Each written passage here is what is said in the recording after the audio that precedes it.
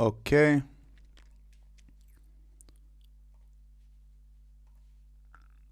Can everyone see my screen? Okay. Uh, Starting slideshow now. Okay, so welcome to today's workshop on how to CA and how to become a good CA, I guess. As I said, this is a very interactive session, so there'll be moments where we'll do things that typical chief adjudicators do. But before that, let's just answer a very simple question. What do CAs actually do? So this not just judging tournaments, CAs do basically 6 things. Firstly, they're the ones who set the motions. That means that they think of the motions, evaluate them, and they give them at the competition. So every time when you go to a competition, which I presume all of you have gone to, you are given a set of motion each round, and not a set of motion. You're given one motion each round, and that motion is determined by them. Secondly, you choose and manage judges. This directly translates to giving offers. So in most cases, tournaments, especially international tournaments, have something that's called a IA pool budget, which is like a proportion of the fees that have been collected. So let's say we have, a 15 room competition. That's 60 teams, and each of the teams pay 50 euros or something like that. A part of this money is supposed to be taken to be allocated specifically for independent adjudicators. That's what they're called. This is just some example numbers that I'm giving out to. The rest of the money, if we're talking about an in-person competition, goes to let's say rent of the venue or utilities, food, pen and papers, things like that. If it's an online competition, it magically goes away somewhere in the air, depending on who you ask. That's just me making a joke. But in general, a proportion of the money should come from is supposed to be allocated to that. Third thing they do is they rank judges on the tournament, as the tournament proceeds, and they allocate panels. So before the tournament, they usually do a ranking system where they, let's say, numerically number the score of the judges based on CV experience and things like that. And after that, when there's before the round starts, when you get a judge that's judging you, that judge is usually allocated from the panel of the CAs. Fourthly, they choose who breaks and who doesn't break, so who gets to judge the out rounds. Fifthly, they're partially responsible for the tournament itself, i.e., since they're working directly with the organizational committee, they are since they're responsible for the debate part, that's also connected to, let's say, the schedule. That's connected for that the draw is on time so that you can release it. That's connected for the break being on time so that the tournament can proceed, and things like that. And finally, they are the single source of truth in terms of debating. So some competitions have a training officer, most competitions don't. And usually when you want to ask questions about how to in debating or about motions or about helping people, you go to the CAs and you talk to them. And also they're how should I put this? The general vibe of the comp, they're figures of authority. So let's say if they're more friendly and more nice, people have more fun at the competition. So this is a laundry list of all of the responsibilities. I get things in the chat. Nikki's car. Okay. Anyway, so that's the general summary of the responsibilities. Does anyone have a question on the general summary of the responsibilities of CAs? I want to maybe add one small thing about the single source of truth of debating. I think it's also important to highlight if you have specific problems, for example, with competitions, and you want to see something change about that, you can use the competition for that. So sometimes people feel like people don't actually listen to POIs. So you can say, please don't cut off POIs, too early when you're making an announcement. So in that way, it's not only the vibe that Rumen is talking about, but it's also maybe, how to debate procedures or how you want people to debate. Yep, exactly. Power comes with doing nice things like that, like saying POIs or engagement or something like that. But if you think about it, if the analogy is a company, the CA is the chief operations officer of the company, because they are responsible for the end product, which is the tournament itself, the motions, the judges, the things that people are paying for. The tournament director is also kind of like that, but they're two coins of two sides of the same coin. Okay, Cool. Let's move on to up. So general best practices. I assume that if you're watching this, you either are have been asked to CA or will be asked to CA. So the first and most basic thing is start as early as possible. This is in terms of like thinking of motions and making a motion spreadsheet. This is in terms of like getting judges, and writing to judges as early as possible. If it's an online competition, it's kind of more easier and there's kind of more space to fail, if that's a word that you can use, because usually what ends up happening is if someone thought that their weekend was filled and then they're free and then they write to you, hey, by the way, I can judge. Do you still have like openings? You can allocate them funding and they can judge.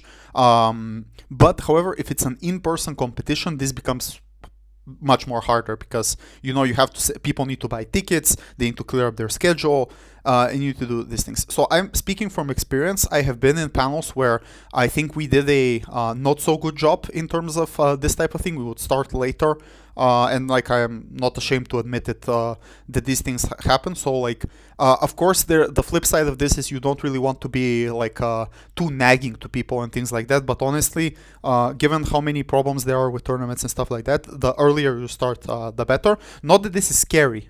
It's actually pretty easy stuff. It's honestly just writing to some of the people that you know and telling them, hey, if we can offer you like, let's say 100 euros if you can come to a competition, what are the flight prices? Well, right now they're like 80 euro. Great, we can give you 80 plus another 20 for your bus.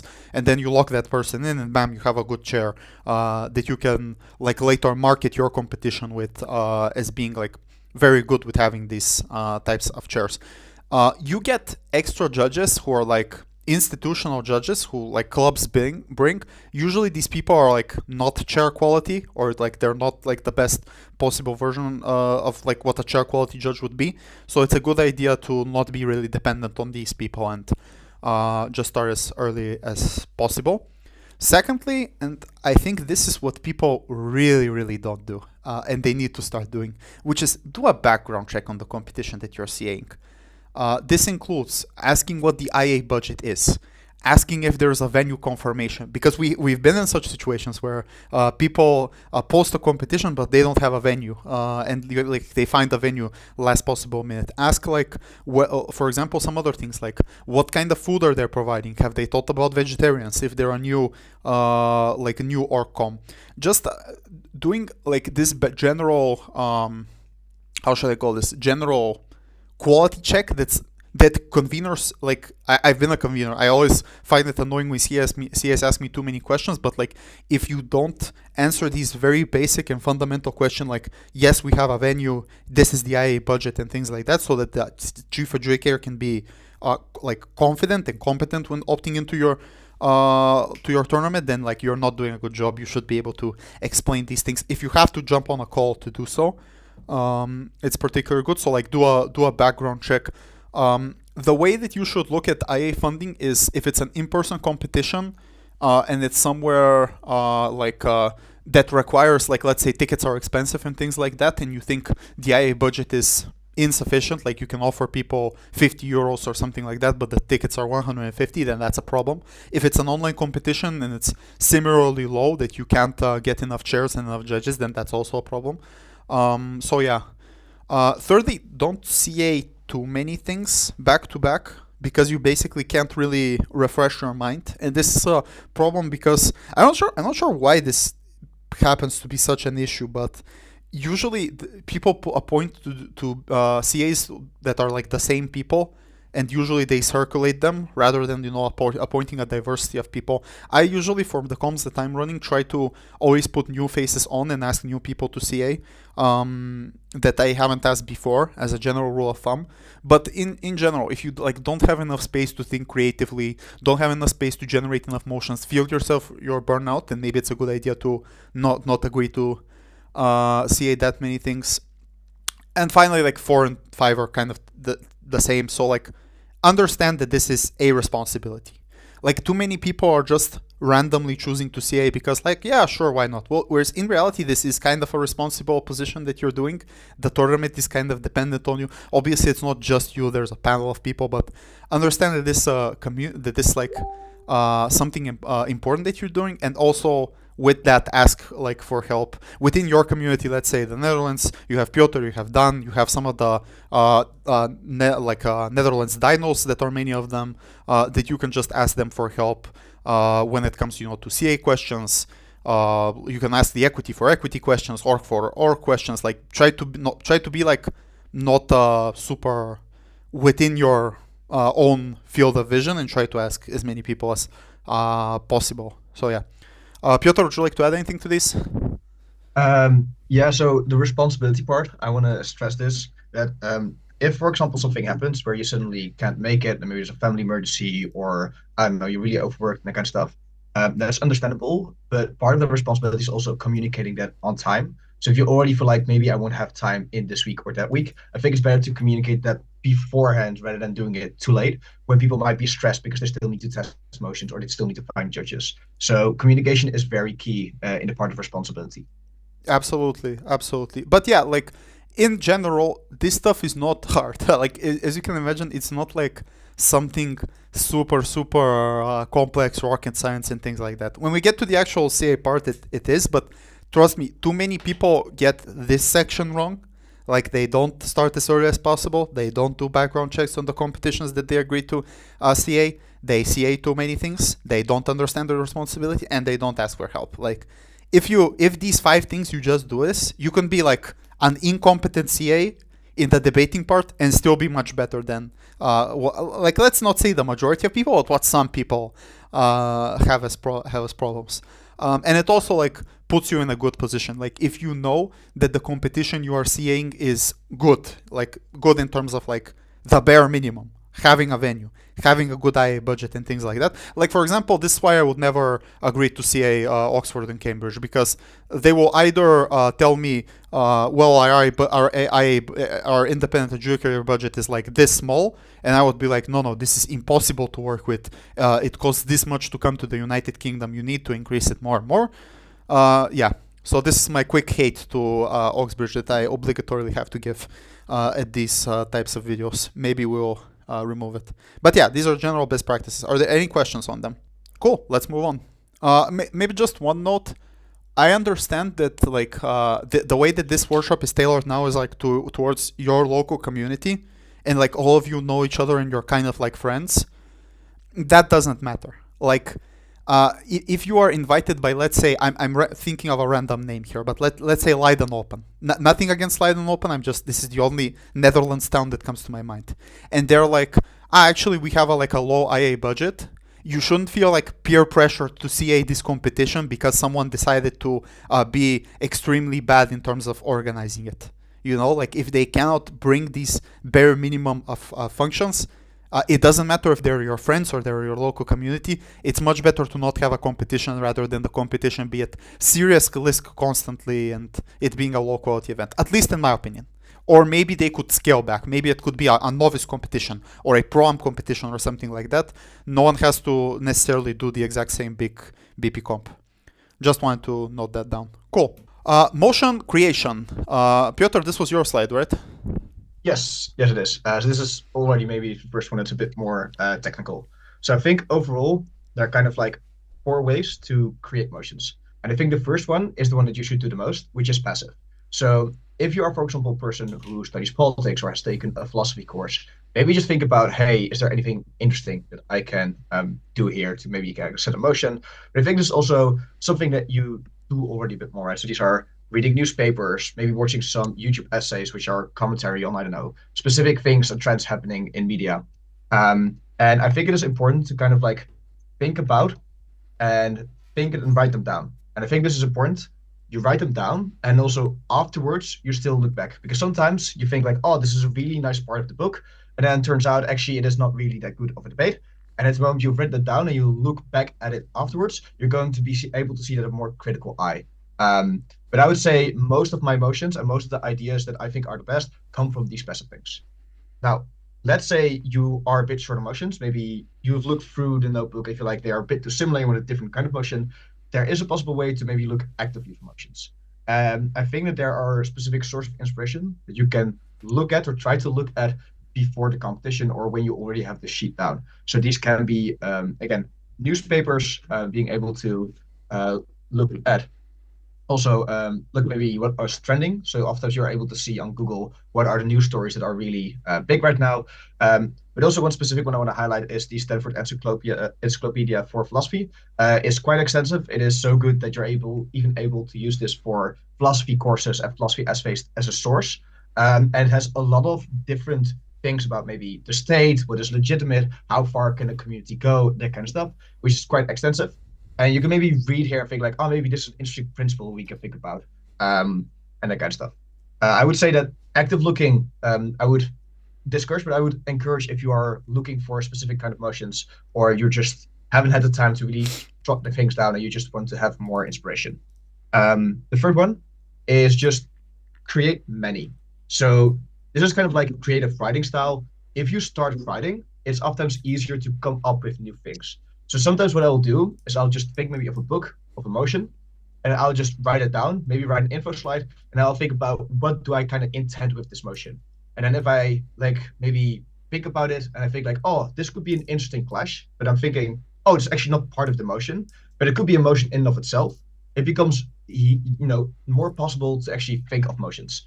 I want to note that most times these motions will actually maybe be a bit silly or maybe be not that good. And I think you should definitely here be very critical of them. So, write them down one day, then look at them back another day, then you can work your way up. And fourthly, I think this is something that sometimes CAs don't do as much, but still should do, is just reuse motions. So there are a lot of stock motions that are stock for a very specific reason. They're good, they're balanced, they're deep. And I think it is good to just reduce motions because I think it's sometimes better to actually have a motion that is proven, that is good, than maybe to have one that is way too silly or that's way too hard to kind of prove. And the closing half is basically fucked unless you have that specific knowledge that you tend to have. The way to look at these are just look at majors, look at them like a while ago, so don't set motions that have set recently. And maybe if you want to adapt them, maybe reword and recontextualize them. Maybe make this about, I don't know, if there's a social media one, maybe you can maybe talk also about specifically TikTok. Maybe you can change the context in that way. But I think it's fine to just reuse stock motions. And I think the nice thing about stock motions is they also kind of like reward people and create a sense of recognizing or like recognizability. In the sense that if a person already has gone to a debate and they have debated something similar, it makes it maybe easier for them to make arguments and also feels like they're actually improving. So that's also why actually using stock motions might be good because people feel more comfortable in debating them, and they are get somewhat of like a safer motion compared to maybe having 4 or 5 completely brand new ones. Rumen, do you want to add anything here on motion creation? Yeah, let's just actually show them this particular show them this particular thing. So like if you go to this spreadsheet, it's called the global debating spreadsheet. I hope you guys can still see my screen. Do you see the spreadsheet? Yes, we do. Yeah, and so like here, this is also where you can look at the future competitions, but if you go down here to the tabs section, some of the tabs don't work unfortunately, but they're divided into majors on the left side, large tournaments, which is 20 plus rooms, British parliamentary tournaments, Asian parliamentary tournaments, schools tournaments.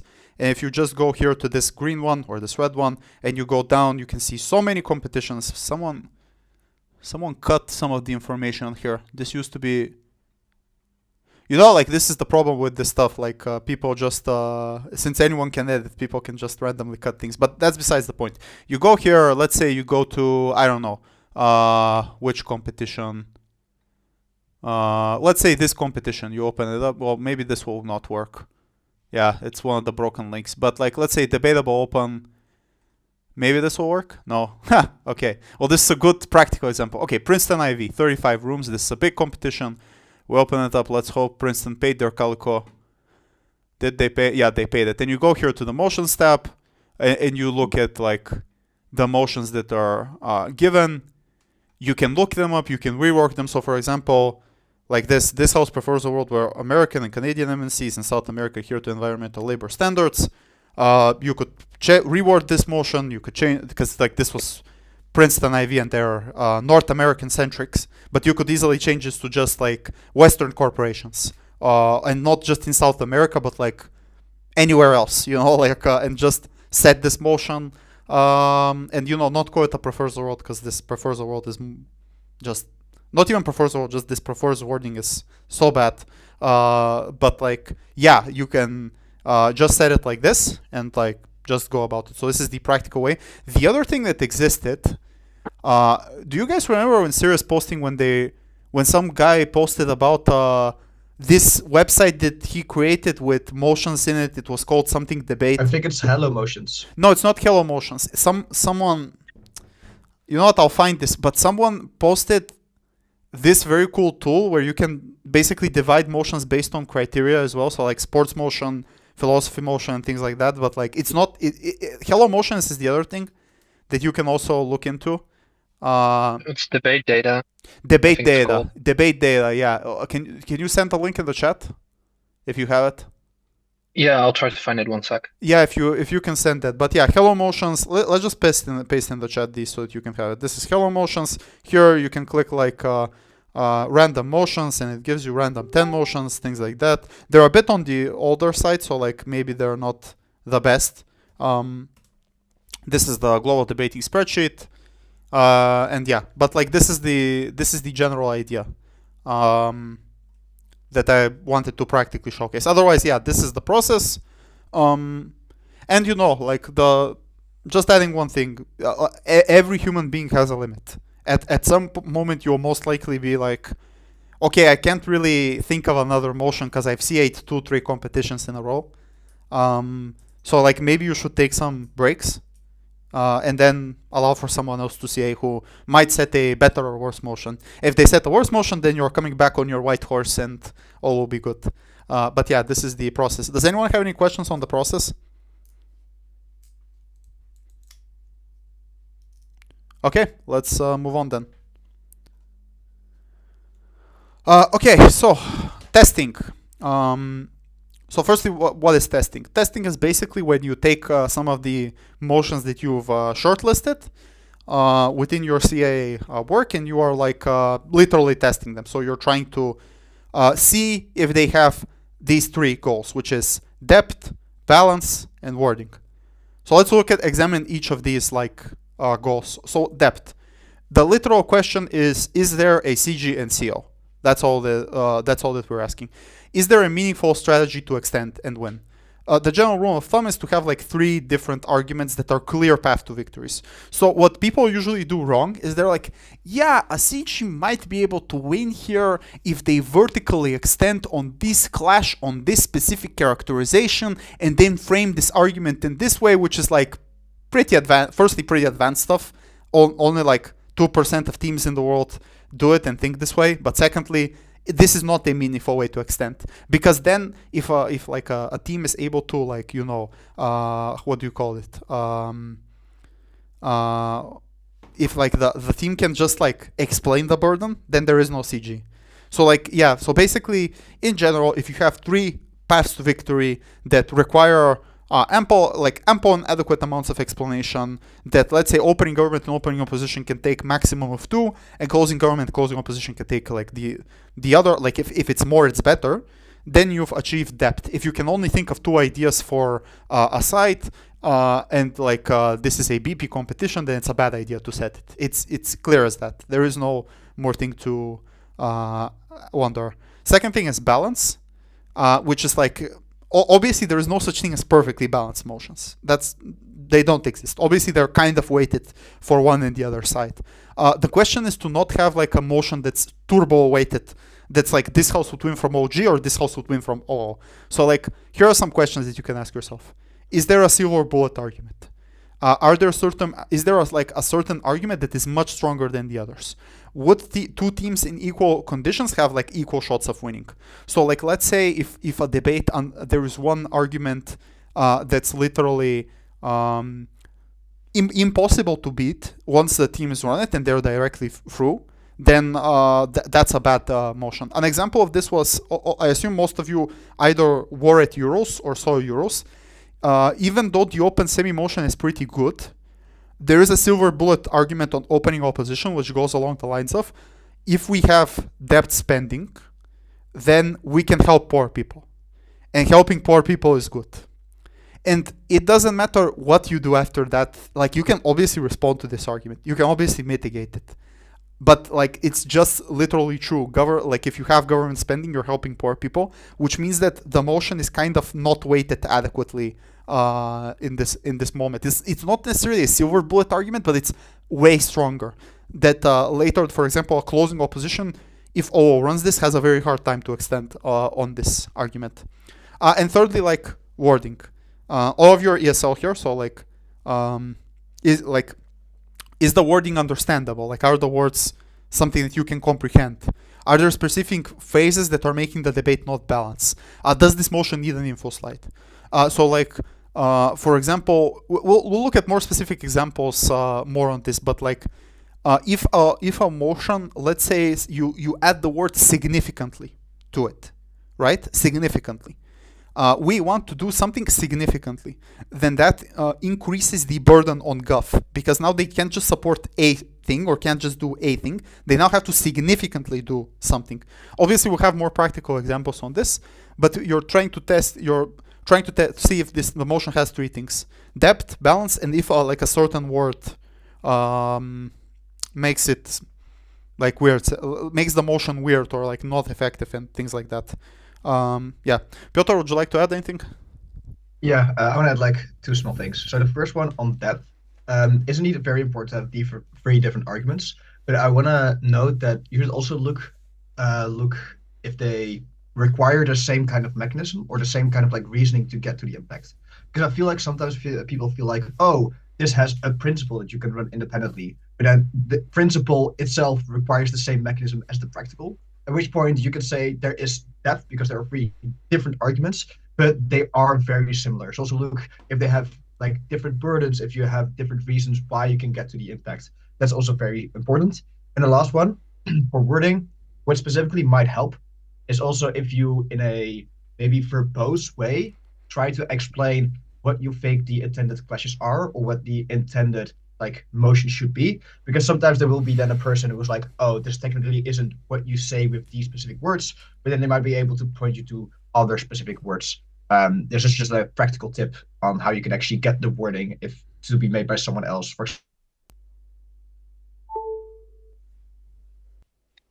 Okay, I was answering a question that one of the people had about how you test for silver bullets.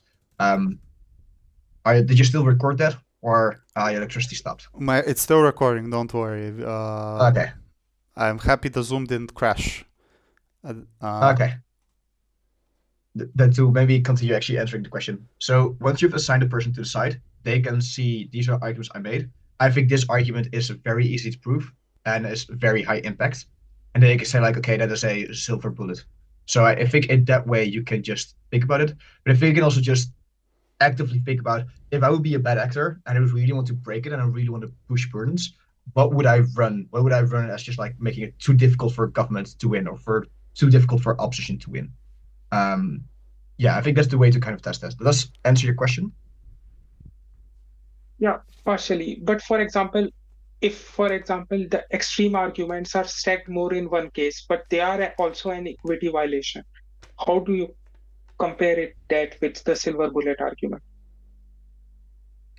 Isn't that like a very specific scenario? Like if they're an equity violation versus a silver bullet? Like, sorry, Yak, maybe if you repeat, I think I understood what you said, but... For example, in some cases, like if you take it to the extreme, it's already stacked on one side, but it's also an equity violation. So how do you compare with that?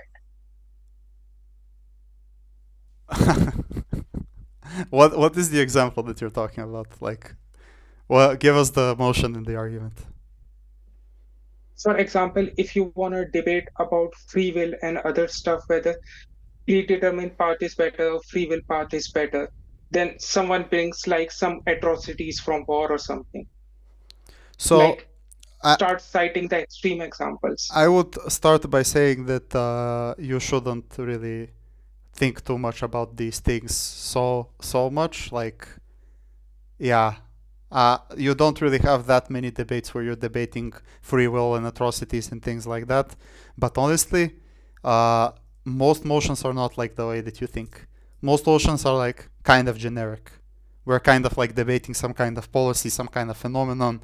We're not debating like super obscure things. I know that this is a cop-out answer, but in reality this is the answer, right? Like that maybe you have like a wrong viewpoint on these things, if that makes sense. Thank you. No worries. But also like to actually answer your question, this is what Pjotr told you.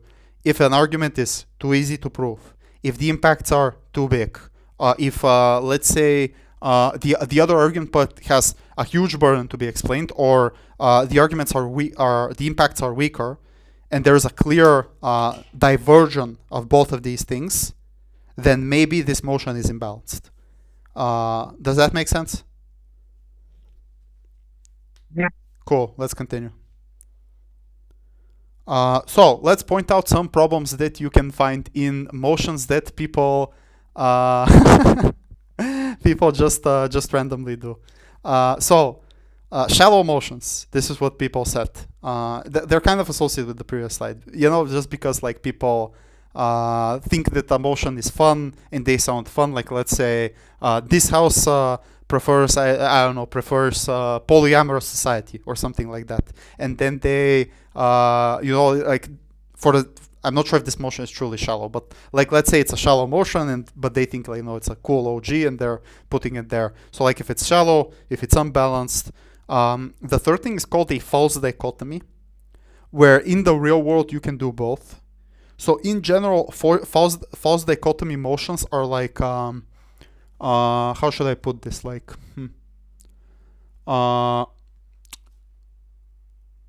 I can't even, my mind is not even like not trained to think about these motions, but like imagine if we're building a building, right? And we have two ways to build the building, and we are debating, we can do both of these things, but we are debating which one is better. You know, like this is, people set motions like this that you can technically do both of them, that there is no like trade-off and there is no clash. And these motions, if they're inherently mutually exclusive, the debate is like just weird. People set marginal motions that have like very little or absolutely no comparative difference between these two things. So like it doesn't matter if it's one or one or the other. They set broken motions that can be abused with counterprops or just like setups where you could say whatever you say, we can also do it on opposition, and just plain batshit crazy motions that are just scandalous. Now, the reason I'm not giving examples is actually I realized that the next part of this is I will give you a motion and you will like you're trying to guess which of the problems that we've outlined is that motion. So and the problem is when I'm trying to explain it to you, the only examples that I think of are the examples that I gave later in the slide. So like, does anyone have any questions on these types of problems that would you like to repeat, if that makes sense? Okay, maybe it will become more visible in the next slides. Pjotr, would you like to add anything? Maybe to also kind of like harper back on the question on how to find self-bullet. Let's say you have a motion about this house regrets the Industrial Revolution, which might sound very philosophical, kind of fun, kind of wacky. But when opening government says up, we have penicillin and we have vaccines because of the revolution, therefore less people die. They just really win more easily. And I think that's also the argument that you can quite easily see as a silver bullet when you're doing this prep. So not only is this kind of like a batshit crazy motion, but also it is very balanced because government side can just really easily point out to good things that have existed, which is why we have less people dying and all this stuff. That's kind of like an example. And people, this is the funny thing, people can set motions that have all of these in one combination. It's like Thanos' gauntlet, and they have shallow, unbalanced, false dichotomy, marginal, broken motion that's plain batshit crazy.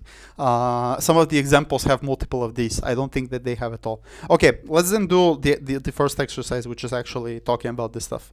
So, what are the problems with these motions? Let's start with the first. This house believes that opposition parties in illiberal democracies should strongly pivot towards empowering women as a primary focus of their campaign. So this is the first motion. What do we think is the main problem with this motion? If it's the recording thing, don't worry. We'll take you out of the recording. But like, let's do this. This is supposed to be like an interactive moment. Yeah, go. Just unmute yourself and go. It's fine. Go, Daniel. Okay, excellent. The first one is very imbalanced because if they are already liberal democracies, it's a lot easier for opposition to say why it wouldn't work anyway. Okay. It's unbalanced. That's the first problem. And then there's a second problem. But that's definitely one of the problems, that it's not balanced. Yeah. I'd say personally that it is kind of a shallow motion for they're going to have like a little bit of view in society, but I don't necessarily see on how influential this is going to be over all of society and how much impact it could generally make. Okay. Okay. So from the fact that it's actually unbalanced, then we realize that it's shallow on Gov. Great. And then there's a third problem with this motion. Hint, it's in the wording. Strongly. Mm-hmm. Strongly pivot. pivot. Strongly pivot, primary focus. So on op, you can say, we don't have to strongly pivot. We can just talk about it, and it doesn't have to be the primary focus. So you can break this motion with framing. You can say that the burden on Gov is to strongly pivot as a primary focus, which means that the wording in the motion demands them to take a big, significant action. On our side, we can achieve still some parts of their benefits by not strongly pivoting and not making it a primary focus, but still talking about it. And then there is no Gov after you say this. The motion is totally broken. So yeah, cool. I think in the actual statistics, there's one team that significantly wins over the motion, right? Or am I mistaken? It would be another motion. It is significantly op heavy, yes. If you go to the Worlds, this is from Vietnam WDC, I think it's round 3 or 2. It's round 3. It is significantly op heavy, yeah. Cool. Second motion, this house prefers reactive to proactive EMS enforcement. So this thing has an info slide that I could never fit here, but it's basically something about like building buildings and stuff like that. So what do we think is the problem here?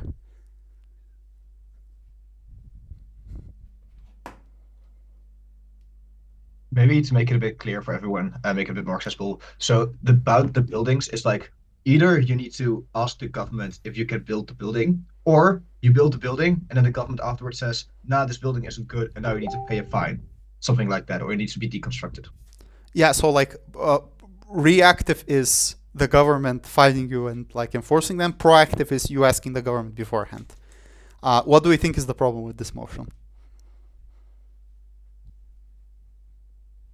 It's one of those motions where you can just do both. Exactly, it's a false dichotomy. The government can both mandate that you ask them before you build and both check your building afterwards. There is no mutual exclusivity between these two policies. You can, in the real world, do both. Exactly. And then, so why is this a problem? Because technically in this debate, if you can do both of these things, then there is very little comparative. There's very little difference between both of these things if both are possible to resolve the problem that we're talking about. So basically then the debate comes down to some other things that we are kind of nitpicking and wondering based on what to run or to not to run. If we can do both, you know? So yeah. Good job. Okay, third motion. This house believes that developing countries should nationalize all mining resources extraction industries. So what's the problem here? Is it just one of those bad shit insane motions where it's just insanely hard? No, it's not insanely hard. Another thing is a problem. This house believes that It's very shallow. Wait a second. This house believes that developing countries should nationalize all mining and resource extraction industries. This house believes that X should do Y. Do we know what we can do from government on X should do Y motions? You can give a counter prop. On opposition, yes. You can give a model on gov and Yeah. counter prop on op. What is then the most basic counter prop that we can give in this motion? I would say to kind of have a limit, like you're allowed to mine here over a particular amount of time, and afterwards it slowly is going to be reintegrated, how Norway does it. Exactly. We can form a regulation. Not specifically how Norway does it, but we can form a regulation, which means that we can deal with most of the harms on government, and then we can still run all of the harms as to why nationalization specifically is back. Thus, the motion is unbalanced because we can break it. Like if we can break it with this very easy counter prop. Okay. Good. This house believes that the feminist movement should support the narrative that beauty does not matter over the narrative that all bodies are beautiful. What's the problem here? I mean, it's just relatively marginal. It's very hard to analyze that there's a real comparative difference how these narratives actually create a different impact. Exactly. This motion is extremely narrow.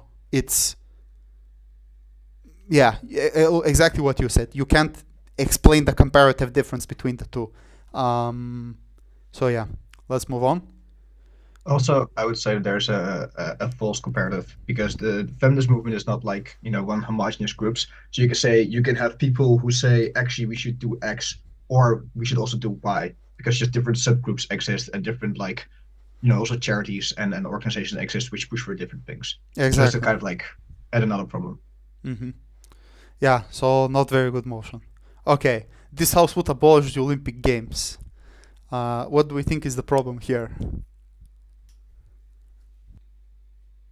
I would see it would be very hard to actually describe the benefits without having a good. You can have Olympic Games have a lot of alternatives to fix it, and I don't necessarily think that abolishing it, all of it, would be very beneficial. And as up, you can just focus on that. That's problem one. There's a problem two. That's very good. That's problem one. We can again do the stupid counter prop stuff. And secondly, what is the second problem? Closing half can pack. Sorry? Closing half can pack their stuff and go. Yes. Yeah, closing half can pack their stuff and go. Basically, yeah, there is no bottom half here. There is one clash. If you win it, and then it's done. Okay. This house prefers that the Eastern Bloc countries had formed their own union instead of joining the European Union. What do we think is the problem here?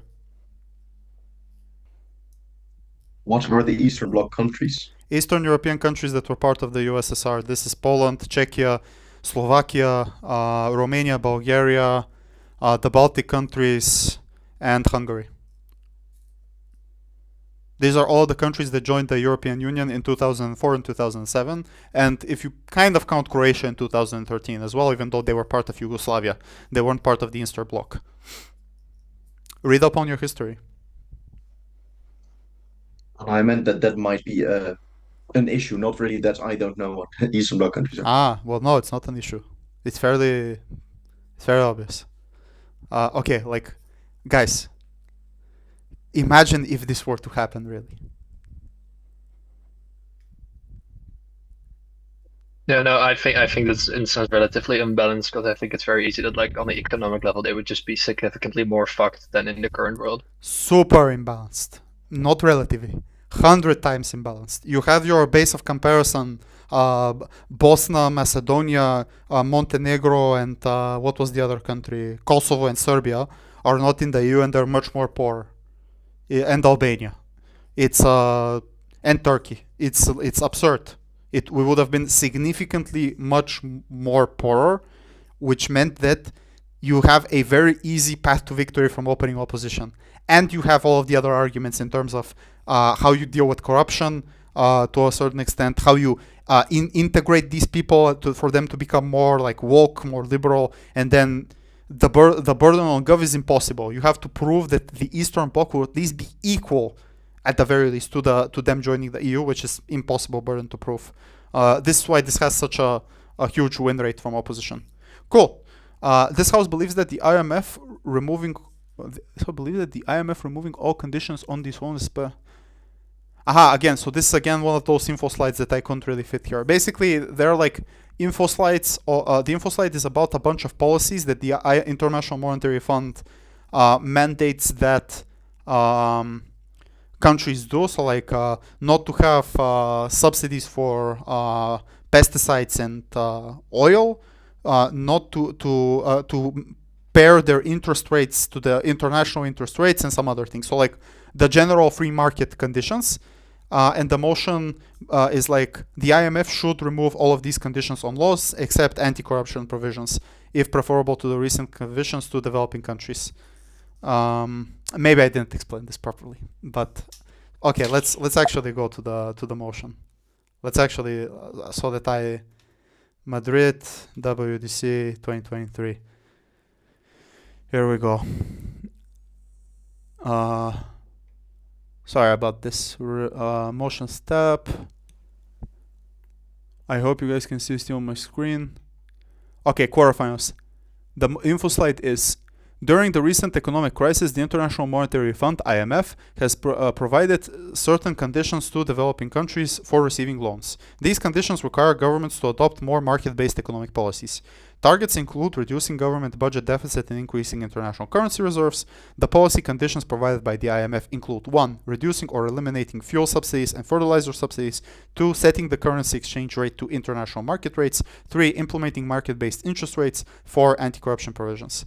So basically the motion is: this House believes that the IMF removing all conditions on these loans except for the explicit anti-corruption provisions is preferable to recent conditions to developing countries.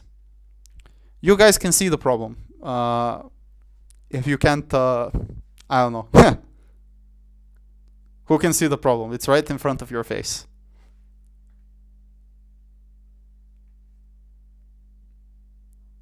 I would mainly think, hey, what will be the benefit of it? Exactly. There are no benefits, and that's why 0 opening governments won, 1 closing government team went through, all closing oppositions went through, and only 1 opening opposition didn't go through, and 3 opening oppositions went through. This motion is absurdly up-heavy.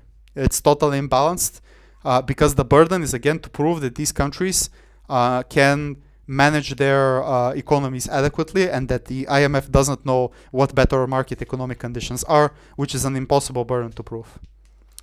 Okay, cool. And finally, this House would dissolve the position of High Representative for Bosnia and Herzegovina. Do we know what's the problem Very here? specific information that you need to know. There's an info slide, but again, I couldn't fit it in here. The High Representative function is a person in Bosnia who has almost dictatorial tier powers that's appointed there to keep the peace from the UN. Basically, this person can remove people from applying to be politicians. They can call elections. They can dissolve parliament. Yeah, pretty much they have massive power in Bosnia.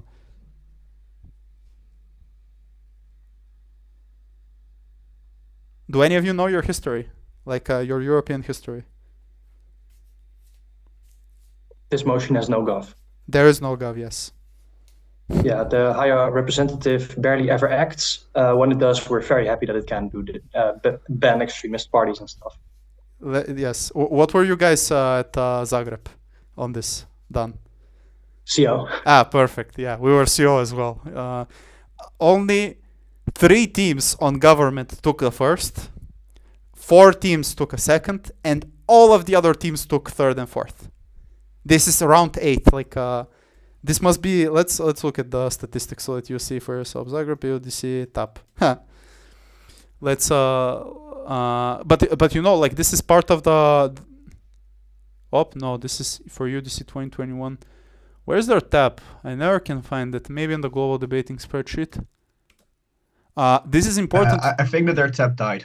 Their I tab, tried to look at it at some point. Yeah, at some point the tab died. A lot of the Euros tabs actually died. but it's Calico So the based. Madrid one is also dead. No, this is Calico based. So if it says Calico in front, then they're on the cloud. So let's go to motion tab. Let's go to round 8. Yeah, like no, round 7. Yeah, as you can see, all opposition versus government. This is an absurd statistic. 2 OGs 1, 2 OGs, 2 CGs 1. Yeah, something like that. And look at how many opening oppositions and closing oppositions won. Like, this is an absurd motion. Yeah. And this is bad because afterwards, if a team is totally wrecked, like it is impossible to prove a comparative, to prove why this is comparatively better. and this team is like this hypothetical team is like debating at Euros or like a major like that, and they're totally wrecked based on this motion. You're just adding randomness to the whole equation, and yeah. Anyway, so like this is the exercise. I hope you enjoyed it. You can do this on your own as well. Like you can go to different motions and just check them out. But yeah, let's continue with the presentation. But are there any questions on up until now?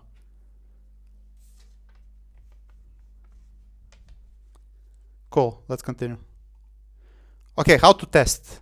The first and most basic thing, you should do this. You should be the one testing this. Many CAs just give motions without testing them. This is a horrible trend. This is also due to many CAs agreeing to CA things because they're invited. If you can't, like you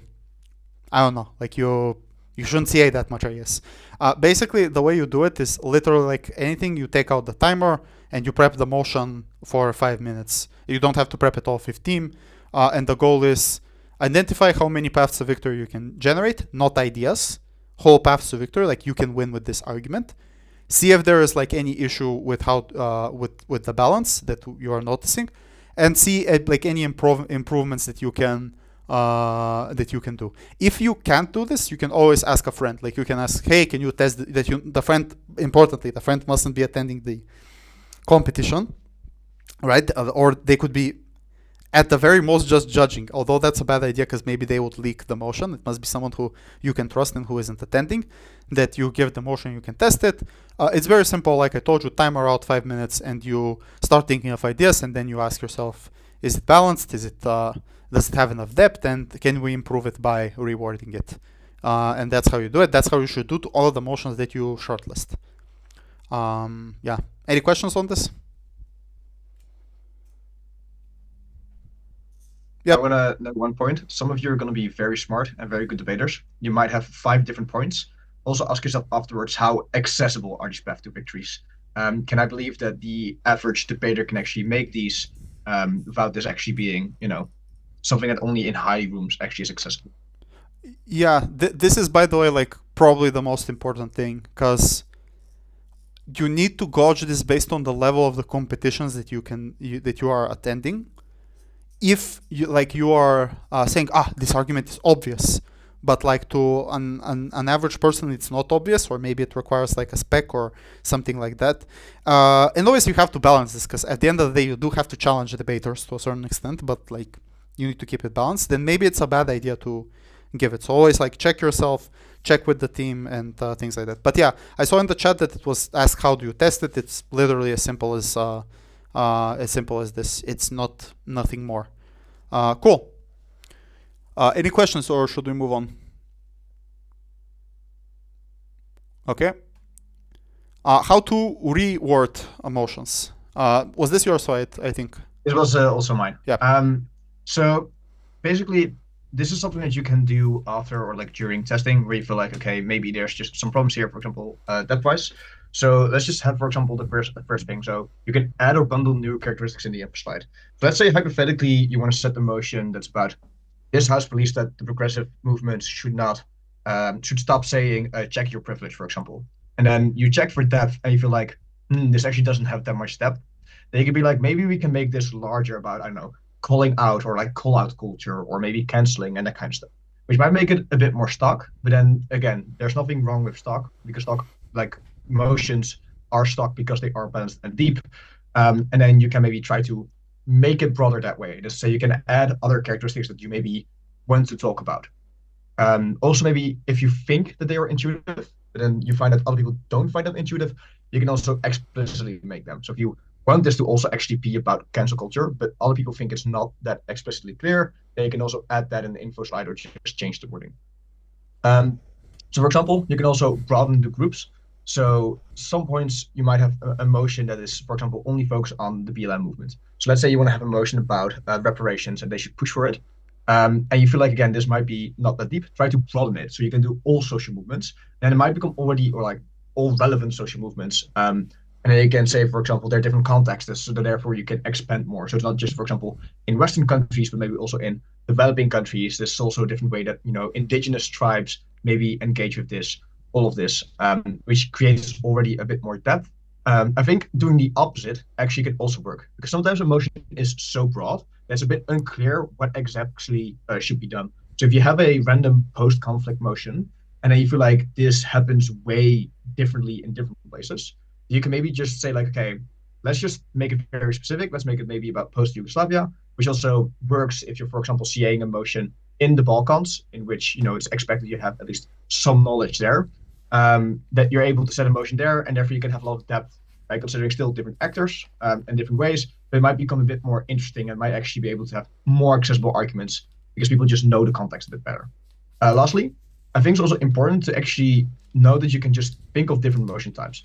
So maybe if you want to have a motion about, should charities pursue long-termism, this kind of stuff, you can also make it an actor motion, and then say like, this house as a charity trying to do the best would pursue long-termism. And then you have already different burdens, you can have different characterizations, that's more fun. I think that's something you can experiment with.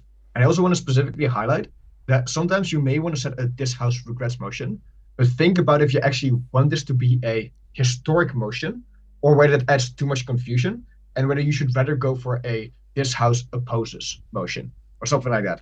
Something similar can happen between, this house believes it's an interest of X versus actor motions and that kind of stuff. So think about, what do I actually want to do with this motion, and does this motion type actually fit this motion? Is that clear, or are there specific questions on this?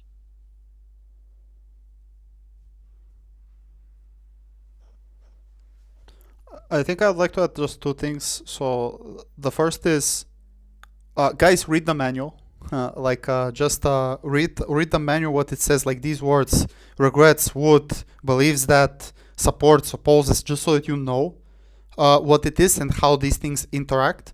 Secondly, you can also write to the current WDC CA. So like the current WDC's CA, you can go to the Panama WDC, or from next year Sofia WDC. And you can just ask them questions about they'll probably take some time to answer you, but after a certain time they'll just answer you and write you back like, this is what this means, this is like what this terminology is. But it's important, like when you're rewording things, to know what these like debater terminologies mean, so that you have an easier time doing it, if that makes sense. Yeah, but yeah, does anyone have any questions on rewording? Okay, cool. Let's move on then. How to handle motion discussion and selection. So this is like when you, in your spreadsheet, you've added like your motions, you've ranked them, and then you are discussing it on your CA call, which most likely be online and not in person. The first and most basic thing is be sensible, guys. Like, listen to feedback, listen to like the other people's points. If people are saying maybe that your motion is wacky, or like it's not it's not accessible, or maybe it's imbalanced, or maybe it has a silver bullet argument, but you really, really, really like it, well, maybe it's a good idea to listen to other people when you are doing these things. So like, just as a very, be sensible, be open-minded, be cool to each other, and yeah. Secondly is like, make sure that when you're selecting the motion, so let's say you're doing a random competition, it has 5 rounds, a semi and a final, and maybe during the semi it has a novice final or ESL final, and you need to make sure that the motions like are not like, for example, back to back, or how they interact. So for example, maybe you shouldn't set 3 policy debates one after another, even if they're like different topics, like one's a sports motion, the other is a finance motion, and things like that. You should make sure you're not setting back to back topics that are similar. So like one economic round, then another economic round, then something like that, so that there is like diversity, and people debate like different things, so that they can get the most out of keep the most out of the rounds. Thirdly, it's important to keep in mind that different rounds have different leads. So basically round 5 would be the round where you would need to put your best and most balanced motion, because this is the motion that determines the break. If we're talking about the major, that's round 9. Like, that's the most crucial motion, where you need to put the most adequate, most balanced, and most that allows for people to break basically motion. Whereas round 1, you have a bit more leg room to experiment and to maybe set a not so good motion. Fourthly, provide constructive criticism to one against the other, but never be scared to tell the truth. like there will be these moments where some CAs who may be more experienced than you will try to push their batshit crazy motion and will try to justify it in front of you. And if you just think that it's batshit crazy, you should be able to tell it to them. Obviously, keep like what's it called, like adequate etiquette when you are communicating this. But honestly, you shouldn't be scared of doing this. And also, same for you. Like you should 4.1. You should accept the criticism and you should feel it as not like the end of the world. And finally, like your motion may not be selected. It's not the worst thing possible. There isn't a rule anywhere that if you provide 0 motions as a CA that you're a bad CA. No, like you're just they're just better motions that were thought up of other people, and you obviously contributed to the discussion, to the experience. You made sure that all of them are bring there. It's a team effort. It's not a one-man show. So yeah, so these are like how you handle the discussion itself. Pjotr, would you like to add? Yeah, there's one pragmatic thing I want to add. So the way it oftentimes also done is that CAs can veto a motion if they really don't like it or they really think it's shallow. I think it's good to kind of like maybe discuss this before you actually are going to select the motions. So this is actually clear for everyone. And then they can say, okay, I'm going to veto it. And then the person might just do one push to kind of like maybe explain why you still should be able to set it. But then at the moment the person like vetoes it, then you should move on. Which is also good for time allocation because sometimes you might just have a 5 to 10 minute discussion about when the motion actually should be set. And in the end, you're still not going to set the motion. Now you basically waste your time for 10 minutes. There's like a specific procedure I want to highlight when it comes to CAing and checking motions. Yeah. But like, yeah, that's 100% true. You need to utilize this tool as well, but like utilize it sparingly, but not be scared to use it at the same time. And just one final thing, all of this is like, the way it physically works is, I like, let's say we're in the spreadsheet and we're looking at Dan's motion right now, and the way it would work is it would have like a score, let's say 4.2 or something like that, and I would say I like this motion, but I have these and that concerns, and then Dan can address these concerns. Then I would respond back and say, well, I think these concerns, I don't think they're well explained, not well explained, but I don't think they're handled. Or I would say, yeah, they're handled. Let's green this motion and let's carry on. So this is like how physically the process works in the discussion should be, if that wasn't well visualized to people. Okay, any questions or should we move on? Yep.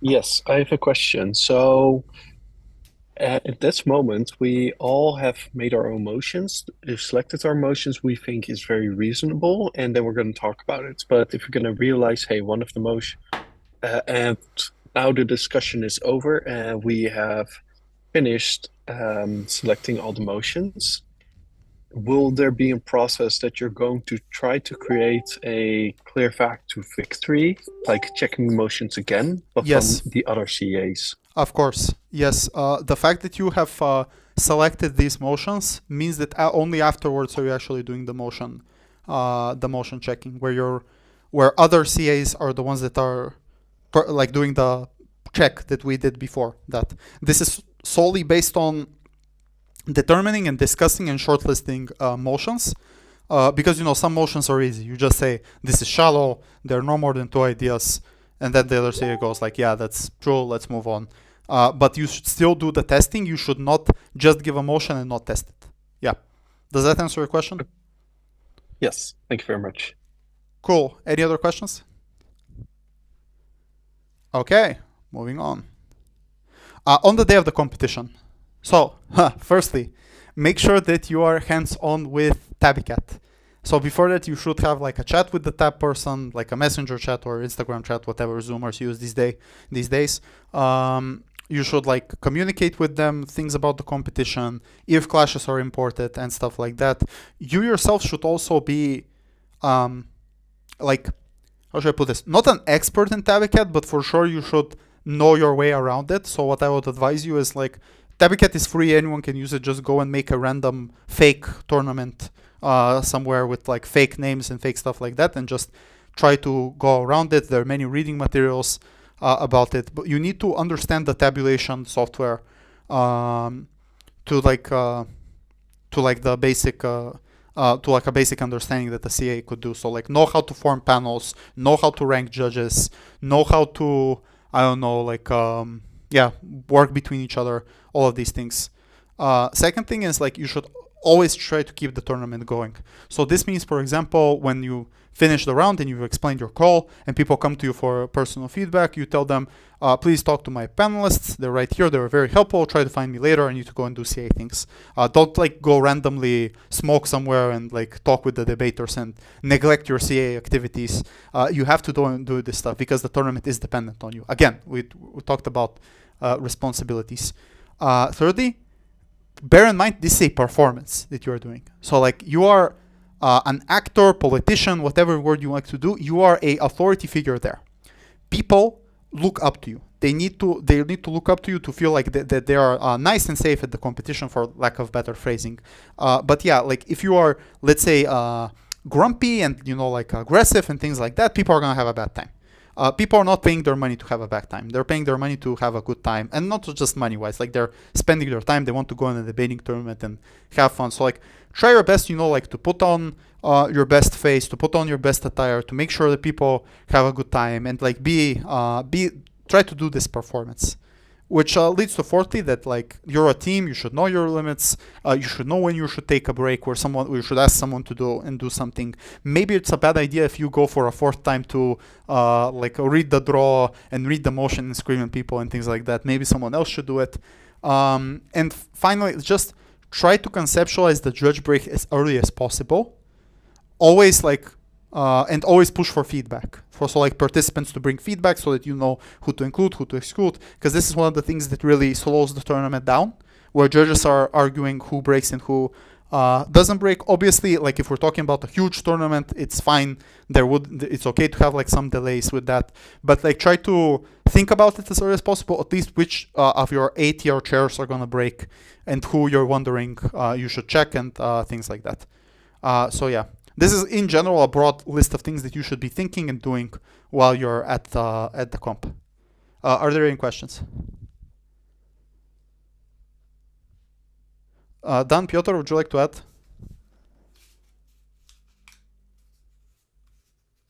No, not really. I think you. Yep. Had I have a question about crisis resolving. So suppose you have I'm sorry, I really can't hear you. Can you come closer to the microphone? I'm sorry.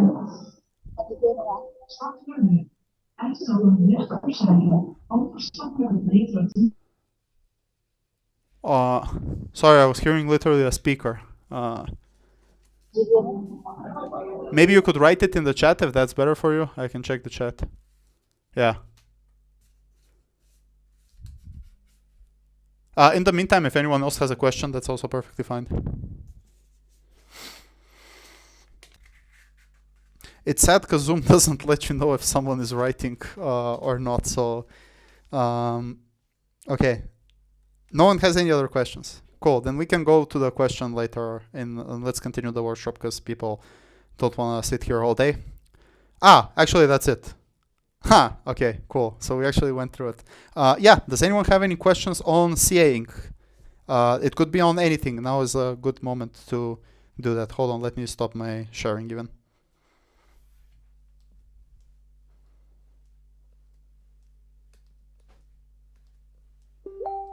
Are there specific things you see often in CA discussions where you kind of get stuck up on? And do you have any tips to like avoid them? Because I imagine like motions are like overarchingly kind of the same, and so how do you prevent falling into repetition or fall into like useless discussions on CA panels in relation to keeping in time and stuff?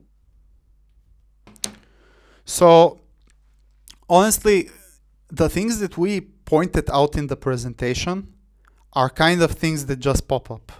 So this includes tournaments that are scandalous and you need to double check beforehand.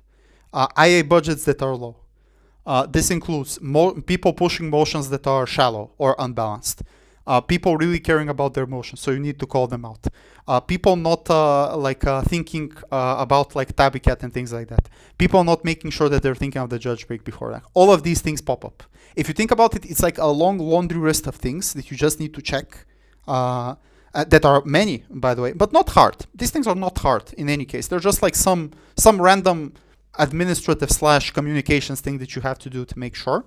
All of these things pop up. It's just a matter of you, and also not just pop up. You yourself are likely to do these things. Trust me. Like as I told you, I've done all of these things. I can with heart on my hand tell you that this has happened, and it's not particularly good. All of us need to be honest with each other and to know that this happens, and just strive to the best practices to do about it. That's why I said you shouldn't be scared of saying the truth. If you think someone is pushing really hard their motion, that's like batshit crazy, you should just tell them you're pushing your motion and it's batshit crazy. I'm calling a veto. Let's move on, in a civilized way, of course. Does that answer your question? Yeah, thank you. If you have a crisis post-comp and the responsibility either doesn't fall on you entirely, say it's particular org member or one of the CAs is responsible, how do you address this publicly? Because there have been several cases where crisis and backlash. What? Okay, interesting. Never happened to me. I don't know. maybe Dan, Pjotr, you can share some. I really don't know about this. Like I guess. So after Euros, let's say, although it's non-comparative because like Euros is huge competition. A random IV isn't this big, but like I had multiple situations where I would just have to, but as a convener, not as a CA, I would just have to like roll my sleeves and fix the issue. Anything from like my car got towed and help me untow my car in Burgas or like something like that. So like I honestly don't know how else to answer this question other than you just wrap up your hands and you go and resolve it after the tournament. I don't know. It really depends on the situation. I would maybe write a public apology. I would maybe write a statement. I don't know. Truly, I would need an example to answer this.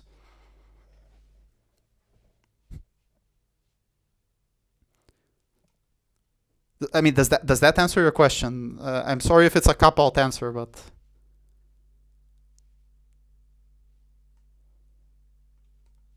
okay. Any other questions? Yeah, I have a question. What would you say, like, as a first time CA, like, you're too worried about that now as an experienced CA, you're like, actually, like, that I shouldn't have worried about that as much. Like, what do you think is like the most, like, new CAs think is the most important versus like now in hindsight, you're like, actually, this, like, other things are more important? Yeah, it's I would say number one thing, everyone's gonna complain. Like, even if you do the best possible job in the world, there will always be 10 to 15% of people who had like, I don't know, they didn't like the food or something like that. Or your round 4 motion was shallow on CO or something like that. Like, like I told you, it's important to make people in general feel good while debating and feel nice. However, within debating, there are just many people that are pure complainers. No matter what you do, this will happen. So don't let these people get to you. Don't really think about it that much. Don't feel bad. It's like, because at the beginning I was like, these people are complaining. Probably I'm doing a bad job. No. They're just complaining. So don't really think about it that much, and just go about your CA job. Does that answer your question? Yeah. Can I add one thing to this, Rumen? Yep, go for it. I would also say that the thing that Rumen and Pjotr mentioned earlier of none of your motions getting passed, I noticed that usually a lot of new CAs are like, oh, none of my motions made it, so I was a bad CA. That's absolutely not the case. You can still have very meaningful insights. 100%. Yeah, slight question on that is, what are the biggest pitfalls as a first-time CA? I would say everything in background check, slide 1. If you see a competition that has many of these structural issues, you're in a bad spot, my friend. So maybe check those things out. That would be my biggest advice. And it's like I told you, it's perfectly fine. At the end of the day, not everyone has to be a convener, right? If you can't, convening is a moral responsibility and a practical one. So if you cannot propose these very basic parameters, then don't CA that competition. Do an online one. I don't know. Yeah, but that would be my biggest. That would be pitfall number one for sure. And I guess the other thing is just like I said, not getting things on time, not activating processes early enough, not thinking about these things, and not asking for help. Like in general, it's kind of like a job if you think about it. Like if you are an accountant, you are just reporting the invoices and you're doing the final financial statement, right? It's just some processes. This is literally the same. You have like a list of judges. You're supposed to find them. They have to do the job. You have to pay them the money. You have to make sure that the money is there. Then you have to stack them in the competition. You have to make make sure the motions are good. And then the competition should run on time. And you should always be proactive. Like this is the whole process. It starts from here in the beginning, making sure you get the stuff rolling. So yeah. But honestly, it's not scary. Like most of you guys will most likely have jobs that are much more complex than this in your lifetime. So I won't really think about it that much. It's kind of like a pseudo job in a sense. Well, half job maybe is the correct term. Yeah.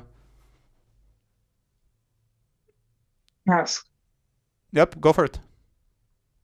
So, for example, how do you decide whether motions are biased or not for novice debaters when you yourself are kind of a pro debater and your mind shift has shifted and the ideas that you have access to are different from novice debaters?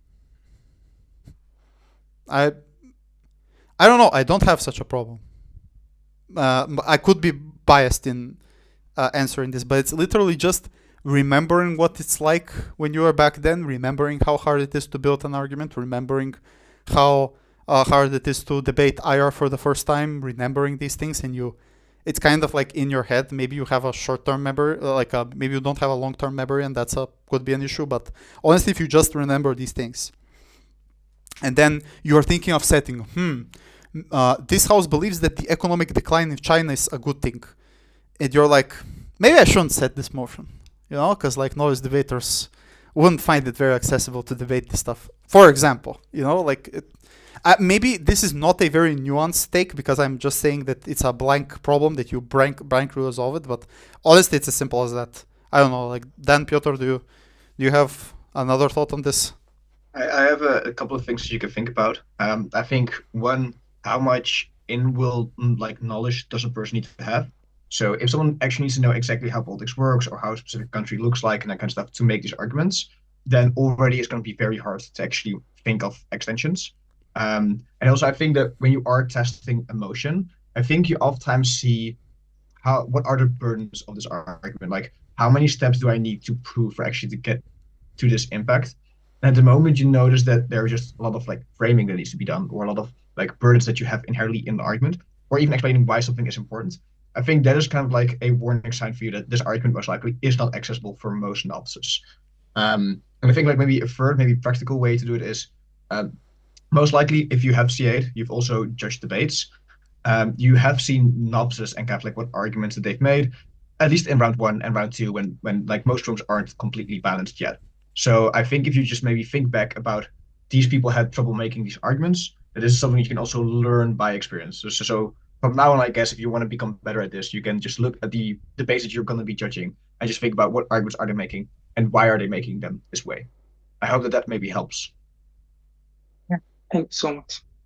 Also, it's for you guys as a circuit specifically, if you guys are new CAs that are just starting off to CA, maybe it would be a good idea next competition that wants to do it, let's say Leiden. Again, thinking of Leiden, I have no particular thought for them, just the random city that I have. And they want to do a comp, tell them, why don't you do a novice comp? Or why don't you do a pro-am comp? Or why don't you do something else so that way we have a less experienced CA pool to work with them so that they can get the experience. That would be a good idea. In Bulgaria, we do the same. Although our competitions are in Bulgarian, we try to make we try to make conveners that want to make them like novice pro-am and stuff like that. Yeah. Okay. Any other questions or? Cool. I hope this was helpful. I hope all the resources are helpful as well.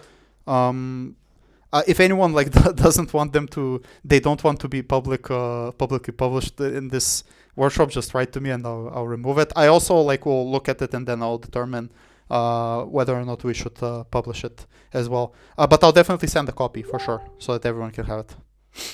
Yeah, I also want to highlight that I will try to make a video which is a bit more about the tedious stuff, such as how does the CA sheet actually look like, what do you kind of like do when you are testing a judge and that kind of stuff, which can really fit in this workshop as well. I'll try to make a video on that on the YouTube channel for the Dutch competitive platform. So if you have questions about those, you can also send them to me beforehand, and I can try to work them into the video. Okay, guys. Nice to see all of you. Hope to see you. Thank you very much for your time. No worries. Thank you, and hope to see you at competitions. See you. Thank you for Bye. this. Bye bye.